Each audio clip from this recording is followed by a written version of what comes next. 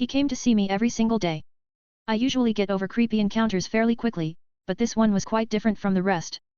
I go by the rule, be nice to everyone because you never know who could be a secret serial killer, and that has worked out well for me the majority of the time. Although this time, it was probably what got me into that situation. When I was 18 I worked as a lifeguard by a small pool. Nothing fancy, I was basically just a babysitter to all ages. When adults got bored looking after their kids they sometimes sought me out, for some reason, to have a free therapy session. Mothers and fathers talking about their hardships, I know I worked as a lifeguard but I can't save that kind of life. One day a 50-year-old man with his 2 kids came to the pool. As many other people did, he went up to me and we started talking. It started with some small talk, like how he didn't let his children eat ketchup because it has the properties to remove even rust from metals. But as the hours went by he started talking badly about one of his kids. How she was overweight, had anger issues and was worried about boys when no one would ever look at her. I'm not gonna lie, the last statement made me go quiet and I tried to somewhat reason with him to not speak like that about his daughter.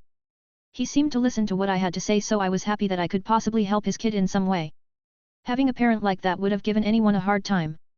The next day he came back, extremely happy, telling me that I was so good with kids because my talk had apparently helped him. He then began the day by trash-talking his ex-wife to oblivion. Like how she had the most custody over their kids and that the kids only ate fast food at her house.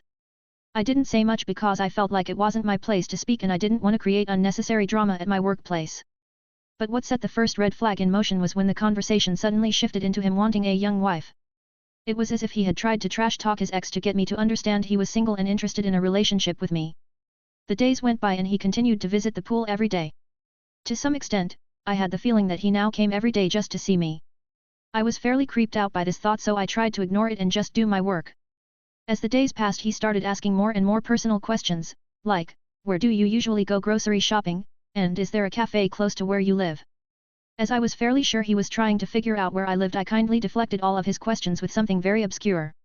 During my last work week, I had an afternoon shift. I asked my colleague, who had the morning shift if anything had happened that day that I should be aware of. He told me that they had to ban a man from entering the pool area because he had reached behind the counter at the small pool shop where the workers keep their personal things. Apparently, he had been denied by my coworker to get a look at our work calendars so he had tried to get a glance at it in a more illegal manner. That last week I saw him twice at the end of my shifts. Standing near the pool entrance. The second time I saw him there I reported him to the pool security guards and after that, I never saw him again. Like and subscribe for more stories.